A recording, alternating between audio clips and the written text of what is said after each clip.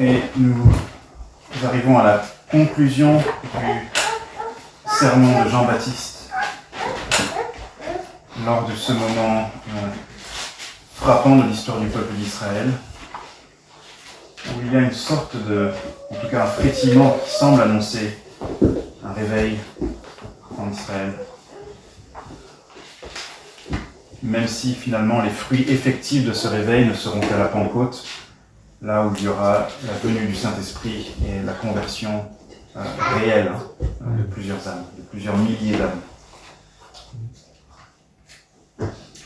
Quelques remarques préliminaires, quelques rappels. Le sujet du sermon donc, de Jean-Baptiste est la repentance et les fausses idées des pharisiens et des sadducéens à ce sujet. Le but de Jean-Baptiste, c'est clairement de préparer non seulement la foule, mais aussi les opposants à la venue du Seigneur. Le Seigneur annoncé par Ésaïe au chapitre 40, préparez, n'est-ce pas, les sentiers du Seigneur, faites droit ces sentiers. Nous avons vu que les paroles de reproche et d'avertissement de Jean-Baptiste révèlent au moins 3 ou 4 erreurs, 3 ou 4 fausses idées des chefs religieux de cette époque concernant la façon dont on se prépare à accueillir le Messie, le Seigneur, dont on se repent. On avait vu que le Seigneur veut que la vérité soit au fond du cœur. Psaume 51, verset 8. Et donc la repentance ne peut pas être une affaire simplement d'apparence, une affaire d'attitude extérieure qui néglige la réalité intérieure, la réalité du cœur. C'est pour ça que Jean-Baptiste, si vous vous souvenez, va qualifier les pharisiens et les sadducéens de race de vipères, de fils du serpent, d'hommes trompeurs, d'hommes au caractère qui n'est pas fiable. Vous n'êtes pas ce que vous prétendez être, leur dit-il en somme. Et contrairement à ce que les pharisiens pensaient, il ne suffit pas de prêcher la repentance pour être exempté de devoir se repentir soi-même. Le Seigneur veut la repentance vivante, c'est-à-dire celle qui porte du fruit. Et donc, il rejette complètement cette repentance qui n'est que parole, sans que les actes ne s'y conforment. Et de même que la foi sans les œuvres est morte, comme nous dit Jacques, la repentance sans les fruits est fausse. Nous avions vu aussi, le verset 9, que l'homme a tendance, si effectivement elle est trop bruyante, je crains que non seulement moi, mais aussi les enfants aient du mal à écouter. L'homme a tendance à se voir d'un œil flatteur, et de ce fait, il s'imagine bien des raisons qui feraient que Dieu devrait le traiter de façon exceptionnelle. C'est ce que les pharisiens pensaient, en estimant qu'ils étaient des descendants hors pair parmi les descendants d'Abraham. Et Jean-Baptiste les ramène à la réalité en leur disant, mais de ces pierres-là qui sont ici, aussi nombreuses et quelconques qu'elles sont, Dieu peut donner à Abraham des descendants.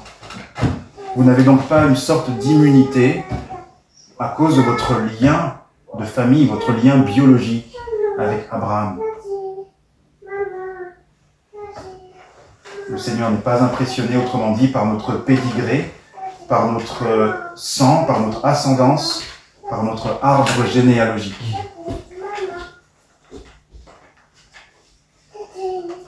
Autre chose que nous avions vu rapidement, c'est que le Seigneur est un roi, et lorsqu'il commande la repentance, il faut y répondre comme on répond à un roi.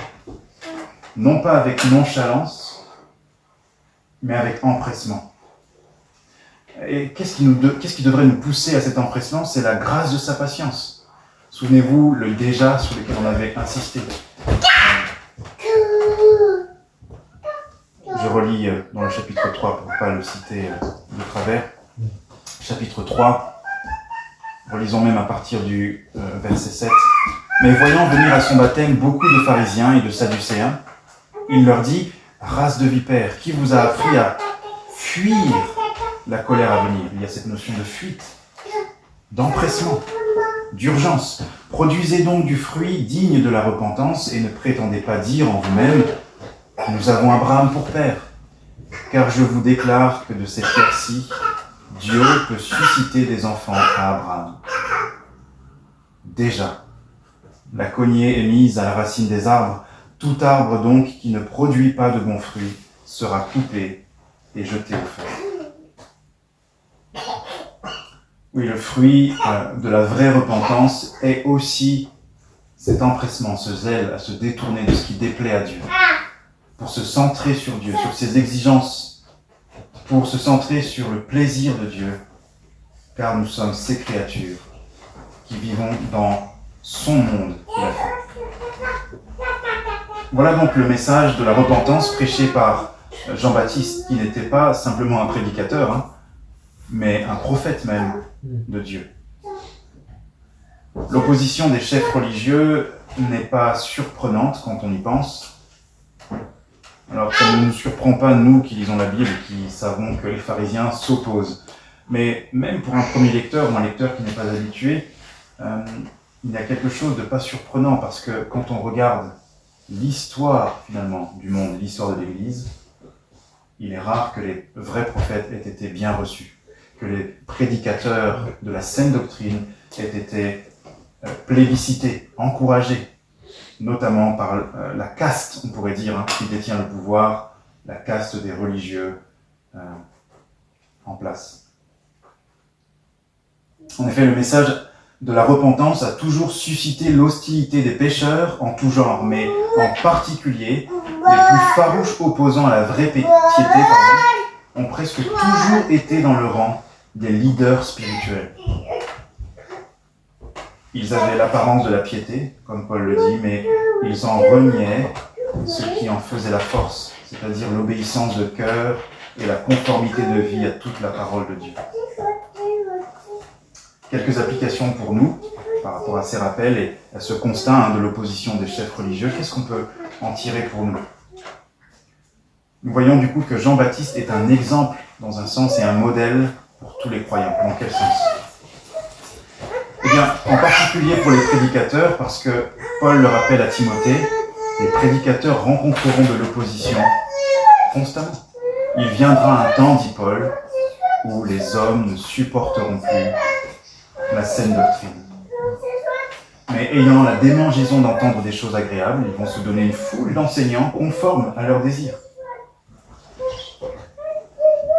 Souvenez-vous de Jérémie, l'opposition qu'il a rencontrée de la part des siens, qui lui disaient « Arrête de nous prêcher ces choses, arrête !»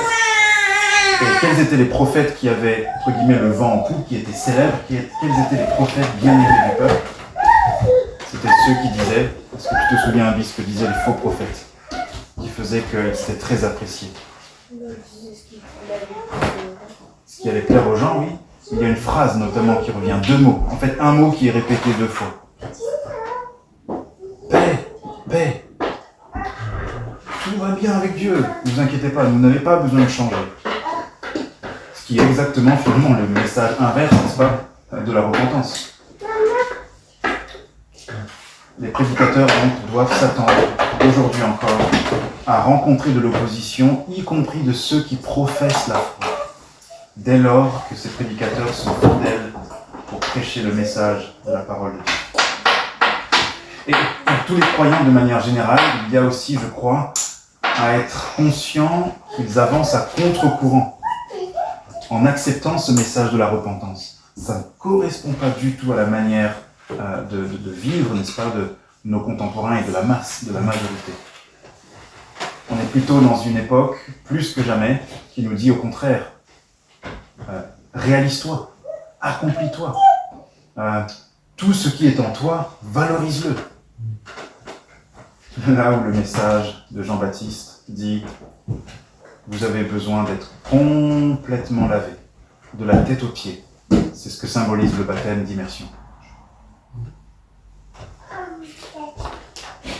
Ce matin, je vous propose, dans la fin de ce sermon de Jean-Baptiste, de voir 3 choses brièvement ensemble. Une clarification, un contraste et troisièmement un avertissement.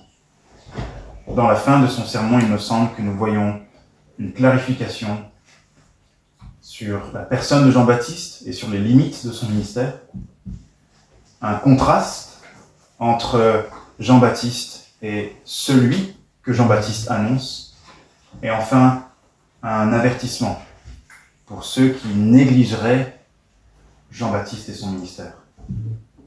Ce sont les versets 11 à 12, et nous les lisons maintenant. Moi je vous baptise d'eau pour vous amener à la repentance, mais celui qui vient après moi est plus puissant que moi, et je ne suis pas digne de porter ses souliers. Lui, il vous baptisera du Saint-Esprit et de feu. Il a son vent à la main. Il nettoiera son aire et il amassera son blé dans le grenier. Mais il brûlera la paille dans un feu qui ne s'éteint pas. Premier point, donc, une clarification. Imaginez-vous la scène. Vous êtes sur les rives du Jourdain. Voilà un prédicateur célèbre qui vous a attiré et convaincu par sa ferveur et son appel à se repentir et à préparer le chemin du Seigneur. Et ce prédicateur, vous réalisez que c'est pas ce type de prédicateur bling-bling qui fait qu'on a envie de l'écouter, mais à un moment donné, on se dit « oui, bon, allez, il en fait un peu trop ». Parce que de son message, à la manière dont il délivre son message, jusqu'à son accoutrement et son apparence, tout suggère qu'il prend au sérieux, au plus haut point, son travail d'avertir qu'il faut préparer la venue du Seigneur.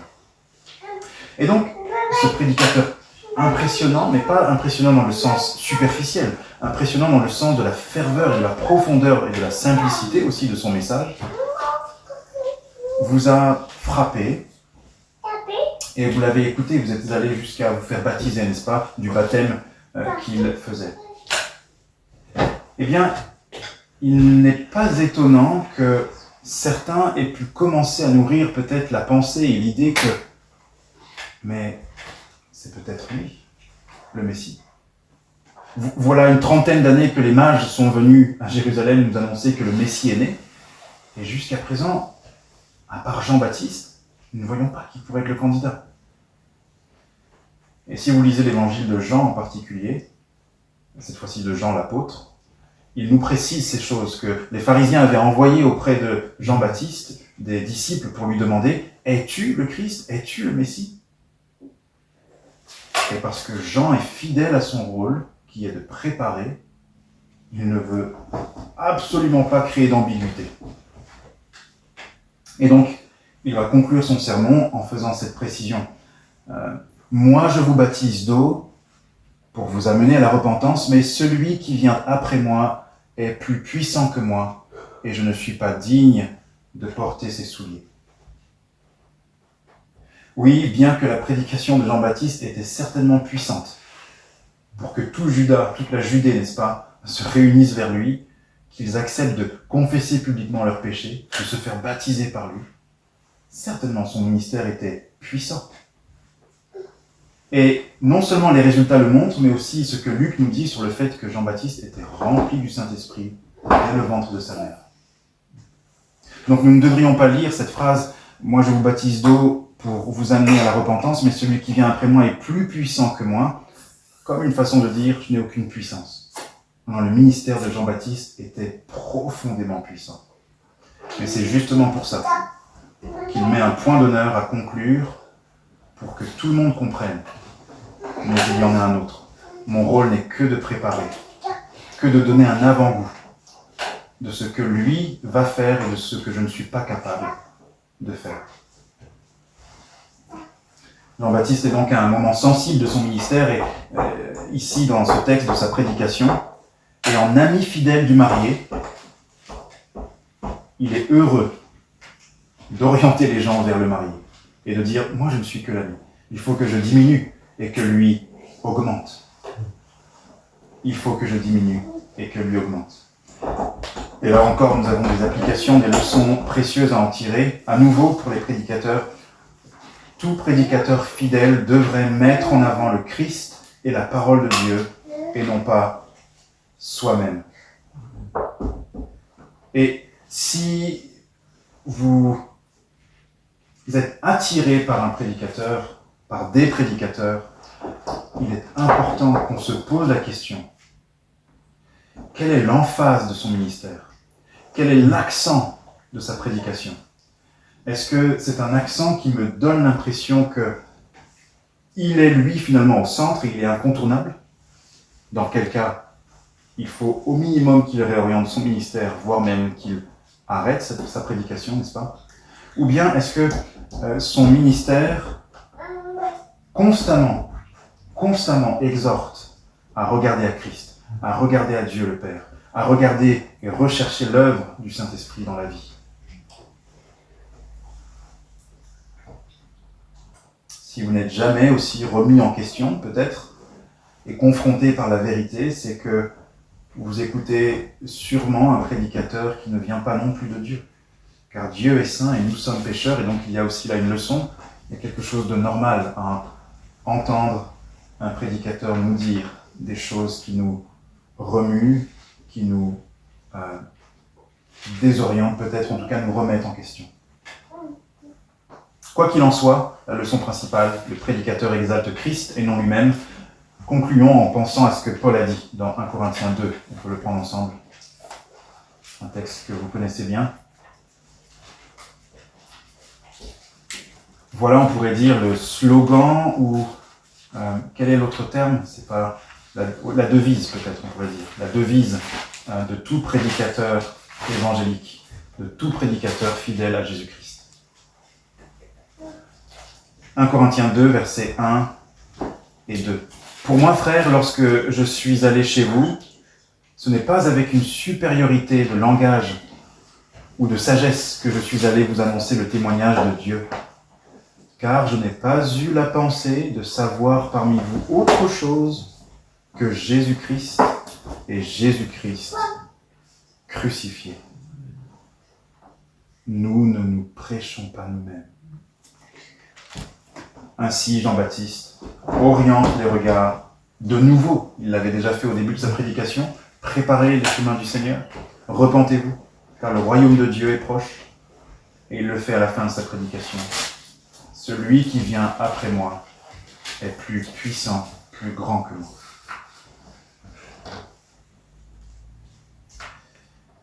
Deuxième point, non seulement Jean-Baptiste fait une clarification, mais il dresse ou dépeint un contraste.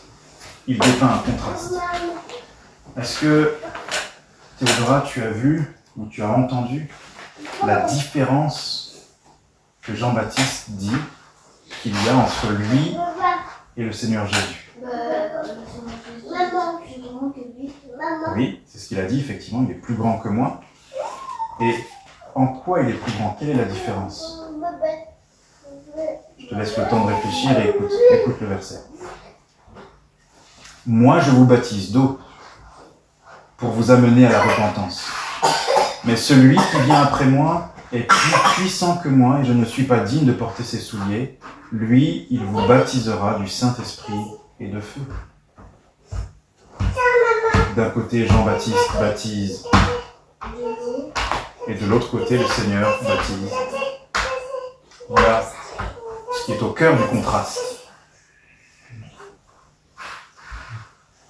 Comment éviter les fausses idées sur la repentance et comment être certain que notre repentance est réelle, qu'elle est sincère?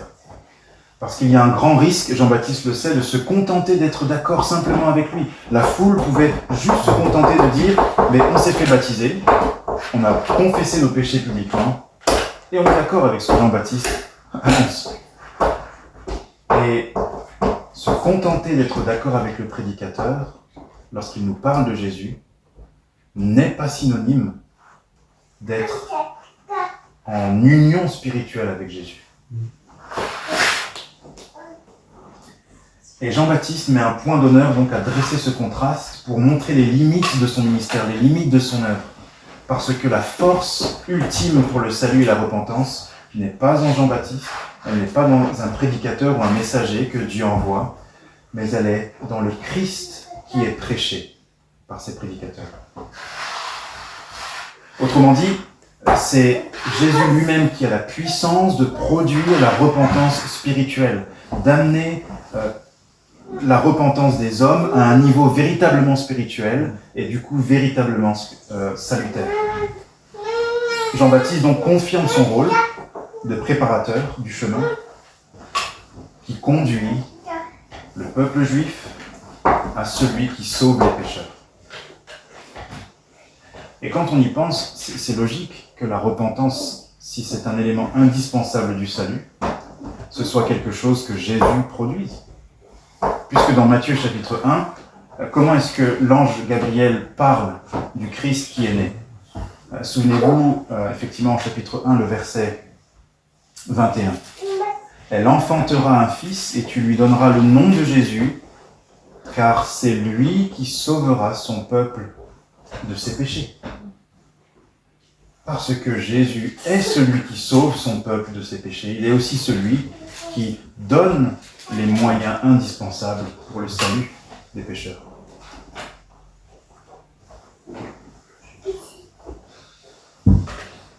Jean-Baptiste n'a pas une telle puissance, il le sait, il le confesse volontiers. Ça ne veut pas dire qu'il n'est pas puissant, on l'a dit tout à l'heure, mais il connaît les limites de son œuvre, les limites de son ministère. Et une leçon là aussi pour les prédicateurs, plus nous avons, et même les témoins du Christ que nous sommes tous, pas que pour les prédicateurs, plus nous avons à cœur le salut des âmes, et plus nous sommes confiants en Dieu, dans sa capacité de sauver les âmes, plus nous allons témoigner abondamment, mais nous allons avoir toujours du zèle pour ne pas dépasser les limites de ce qu'on peut faire, de ne pas essayer de prendre la place de Dieu pour convertir les gens. Il n'y a que Dieu qui puisse le faire. Et au contraire, nous allons prendre plaisir, en fait, à faire notre travail et ensuite à conclure en orientant les gens vers Dieu. C'est Dieu qui sauve, et notamment il le fait par le Christ, son Messie. Alors, on pourrait se dire, et ce serait une question légitime, mais dans ce cas-là, si la repentance que Jean-Baptiste a prêchée, et qui a commencé, semble-t-il, à se produire, n'est-ce pas, dans l'esprit de la foule qui vient, si elle ne peut pas les sauver de la même façon que ce que Christ produit, ou pour le dire autrement, s'ils ont besoin de quelque chose que Christ fait pour être sauvés, et que ce que Jean-Baptiste est insuffisant pour les sauver, à quoi bon ? De manière concrète, à quoi sert le ministère de Jean-Baptiste si ça n'est que l'ombre, on pourrait dire, de la réalité ? Parce qu'il me semble que c'est bien là le ministère de Jean-Baptiste. Il est comparable, je crois, au sacrifice de l'Ancienne Alliance et aux institutions de l'Ancienne Alliance, les ablutions de l'Ancien Testament, les rites de purification symbolique. Eh bien, je crois que ce serait une erreur de penser que c'est inutile, parce que de la même façon que les sacrifices répétés enseignaient au peuple leur besoin d'un substitut, mais aussi l'inutilité du bouc et des taureaux pour laver la conscience, et qu'ainsi ils étaient préparés à attendre celui qui serait l'agneau de Dieu qui ôte le péché du monde, Jean-Baptiste, par son baptême, par sa prédication, prédispose les cœurs, parce que Dieu travaille dans les cœurs, avec l'intelligence des gens, avec le raisonnement des gens, avec les réflexions des gens. Et je fais une parenthèse ici sur nous qui sommes, à raison, calvinistes, et qui croyons pour de bonnes raisons que Dieu est l'auteur de la régénération, que Dieu est l'auteur du salut et de l'élection. Il y a une mauvaise compréhension du calvinisme qui consiste à penser que les choses sont un peu mécaniques. Que quelque part, il n'y a pas une lutte réelle dans le cœur du pécheur avant sa conversion. Quand nous lisons les Écritures, et l'exemple de Jean-Baptiste le montre, c'est tout l'inverse. L'Esprit de Dieu prépare, et il le fait par Jean-Baptiste, avant d'envoyer, on pourrait dire, les lumières salutaires et finales, qui sont par le Christ.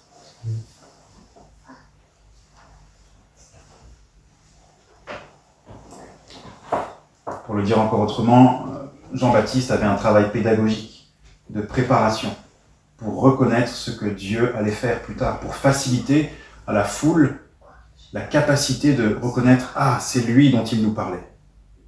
C'est lui, effectivement, qui peut nous laver complètement de nos péchés. Jean-Baptiste nous a plongé dans l'eau pour illustrer le fait que tout entier nous sommes mauvais, et le Christ Jésus, par son sang versé à la croix, nous plonge dans ce fluide purificateur qui véritablement nous lave de tout péché. Et de même que l'eau du baptême a été l'ombre et le signe de l'Esprit pour enseigner les baptisés au sujet de leurs besoins spirituels, il y a des réalités charnelles qui souvent nous aident, que Dieu utilise pour nous figurer, pour nous illustrer des réalités spirituelles. Rapidement concluons sur ce deuxième point concernant le contraste.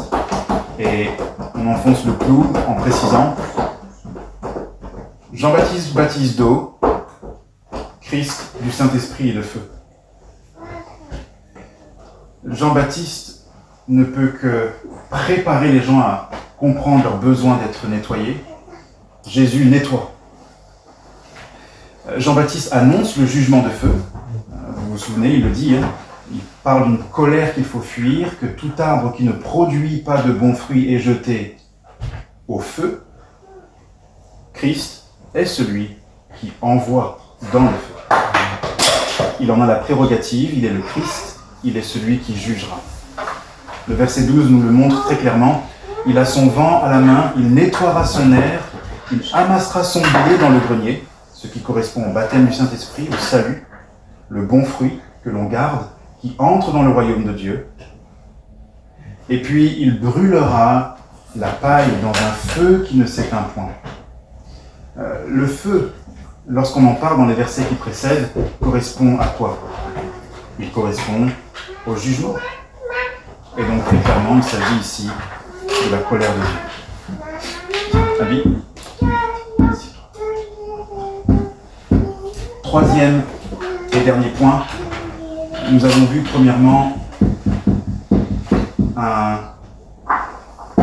Est-ce que vous pouvez m'aider, ma mémoire? Qu'est-ce qu'on a vu au premier point? Oui, une clarification. Une clarification.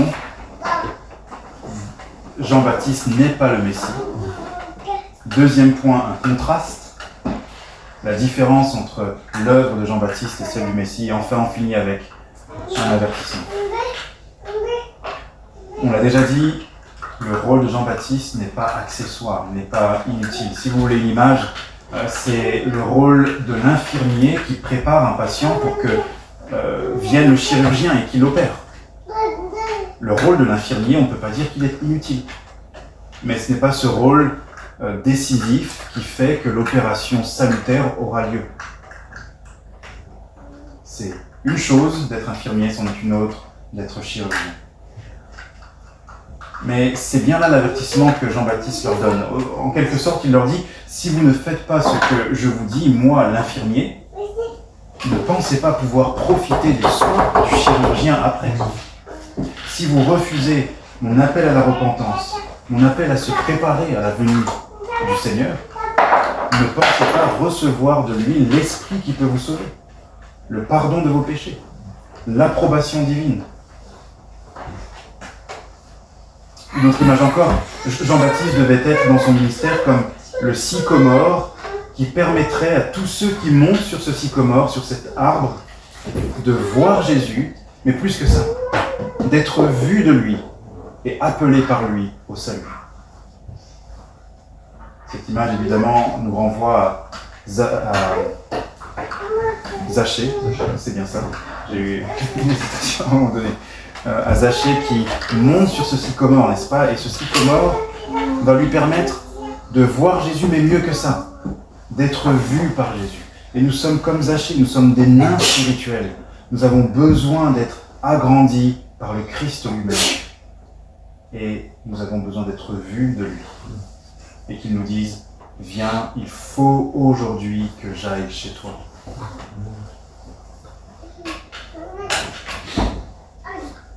Négliger donc la bénédiction apportée par Jean, la bénédiction de la préparation, c'était se priver de la bénédiction incomparablement supérieure que Jésus avait apportée.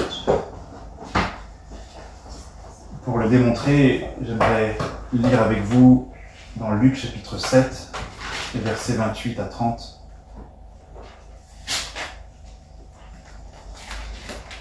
Luc chapitre 7, versets 28 à 30. Luc chapitre 7, je lis.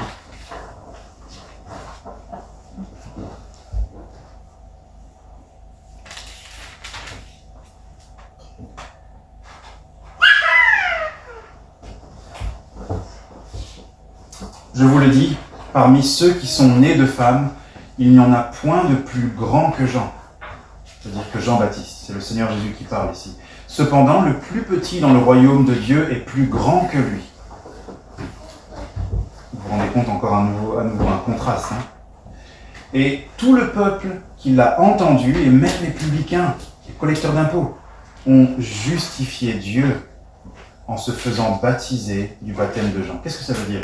Ça veut dire que toute la foule qui venait reconnaître son péché, reconnaître qu'elle n'était pas prête à accueillir le Messie et le Seigneur, était en train de justifier Dieu dans le sens où elle disait « Dieu dit vrai dans sa parole » lorsqu'il nous avait annoncé par les prophètes anciens que lorsqu'il viendrait, il serait nécessaire de purifier le peuple. Autrement dit, lorsqu'il viendrait, nous serions un peuple souillé par nos fautes.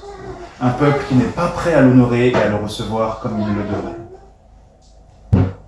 Et donc les collecteurs d'impôts, les pécheurs en tout genre vont vers Jean-Baptiste et disent, en confessant, une même parole que Dieu. Nous sommes pécheurs, Dieu est juste, nous avons besoin de sa pitié. Verset 30, mais les pharisiens et les docteurs de la loi, en ne se faisant pas baptiser par lui, ont rendu nul à leur égard le dessein de Dieu. C'est énorme. C'est énorme. Le Seigneur est en train de dire qu'ils ont refusé d'écouter Jean-Baptiste et du coup ils ont rejeté le plan de Dieu qui était d'être sauvés par moi, le Christ, le Messie, en étant préparés par Jean-Baptiste. Ils se sont privés des soins du chirurgien en négligeant l'infirmier qui travaillait pour préparer la venue du chirurgien. En négligeant le plus petit, ils se sont privés de recevoir le plus grand. En rejetant, en méprisant ce qui était bon, ils se sont privés de recevoir ce qui était excellent. Et c'est l'avertissement de Jean-Baptiste, en quelque sorte. Moi, je vous baptise d'eau pour vous amener à la repentance. Autrement dit, ce que je fais, moi, n'est qu'un commencement. Je vous amène à la repentance. Mais celui qui vient après moi est plus puissant que moi. Je ne suis pas digne de porter ses souliers. Lui, il vous baptisera du Saint-Esprit et de feu. Et on pourrait dire, ce serait équivalent de Saint-Esprit ou de feu, en fonction de comment vous recevez le message. C'est lui, autrement dit, qui est votre juge, c'est lui qui est votre sauveur, et il vous jugera aussi en fonction de comment vous avez accueilli le message qu'il m'envoie prêcher pour lui. Quel est ce message ? Nous relisons pour terminer quelques versets plus haut. Chapitre 3, versets 1 et 2. En ce temps-là parut Jean-Baptiste, prêchant dans le désert de Judée. Il disait « Repentez-vous, car le royaume des cieux est proche. » Jean est celui qui avait été annoncé par Ésaïe, le prophète, lorsqu'il dit « C'est ici la voix de celui qui crie dans le désert, préparez le chemin du Seigneur, aplanissez ses sentiers. » Et on a presque un écho de ce que Paul dira dans 2 Corinthiens chapitre 5. Nous avons reçu le ministère, n'est-ce pas, de la réconciliation comme si Dieu suppliait au travers de nous, soyez réconciliés avec Dieu.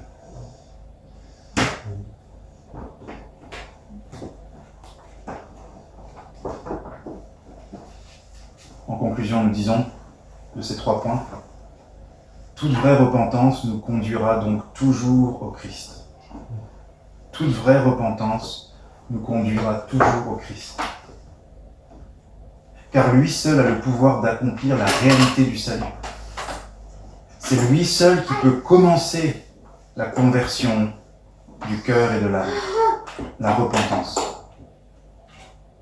Toute vraie repentance nous fera reconnaître donc notre totale incapacité et notre entière dépendance envers le Christ qui baptise du Saint-Esprit. La prochaine fois, on verra de manière plus spécifique qu'est-ce que ça veut dire le baptême du Saint-Esprit, avant d'avancer au récit du baptême du Seigneur Jésus, les versets 13 et suivants. Mais c'est ici la solution clairement à toutes les fausses repentances, toutes les fausses idées sur la repentance. Le fait de recevoir de Christ la repentance nous garantit finalement et nous protège de toute fausse idée que nous imaginerions au sujet de la repentance. Comment donc discerner qu'une repentance est vraie ou non ? L'une des marques de la repentance authentique, c'est l'attachement et la dépendance à celui qui est plus puissant que Jean-Baptiste, au Christ. Le fait de reconnaître que lui seul est le Sauveur et que je ne possède rien qui puisse me sauver. Ni ma sincérité, ni ma saine doctrine, ni le fait d'être membre officiel d'une église ou d'avoir pour parent un éminent croyant ou une éminente croyante. Rien de tout cela ne me garantit une repentance authentique ou un salut. Seul Christ.